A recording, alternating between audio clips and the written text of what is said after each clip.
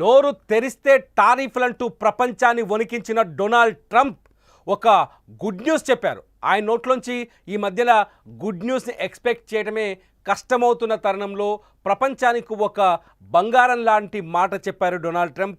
ఆ మాట ఏదో కాదు, బంగారం పైన ఎటువంటి సుంకాలు లేవని క్లారిటీ ఇచ్చారు డొనాల్డ్ ట్రంప్. అమెరికా అధ్యక్షుడిగా రెండోసారి ఎన్నికైన తర్వాత డొనాల్డ్ ట్రంప్ తీసుకుంటున్న నిర్ణయాలు రాజకీయ, సామాజిక, ఆర్థిక వ్యవస్థలపైన తీవ్ర ప్రభావం చూపిస్తున్నాయంటున్నారు. ఇటీవల తమ దేశం దిగుమతి చేసుకునే వివిధ దేశాల వస్తువులపై అమెరికా అధ్యక్షుడు డొనాల్డ్ ట్రంప్ భారీ స్థాయిలో సుంకాలు విధిస్తున్న సంగతి తెలిసింది. అయితే బంగారంపై సుంకాల పెంపు ఉంటుందా లేదా అన్న విషయంపై సందిగ్ధత నేపథ్యంలో బంగారాన్ని సుంకాల నుంచి దూరంగా ఉంచుతామని ట్రంప్ స్పష్టం చేశారు. దీంతో గత కొన్ని రోజులుగా కొనసాగిన ఊహాగానాలకు బ్రేక్ పడినట్టయింది.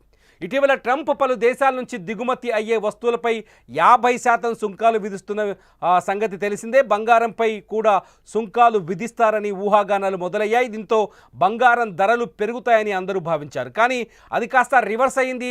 బంగారంపై ఎటువంటి సుంకం ఉండదంటూ ట్రంప్ స్వయంగా ఓ పోస్టును షేర్ చేయడం ద్వారా అన్ని పుకార్లకు ఫుల్ స్టాప్ పడింది. బంగారంపై సుంకాలు లేవని ప్రకటించిన వెంటనే ఔన్స్పై బంగారం ధర $50 తగ్గింది. ట్రంప్ ప్రకటనతో అమెరికా బంగారు ఫ్యూచర్స్ ధరలు 2.4%, స్పాట్ గోల్డ్ ధర 1.2% మేర తగ్గాయి. రష్యా నుంచి చమురు కొనుగోలు చేస్తున్నారనే కారణంతో ట్రంప్ భారత్తో సహా అనేక దేశాలపై 50% సుంకాలు విధించిన విషయం తెలిసిందే.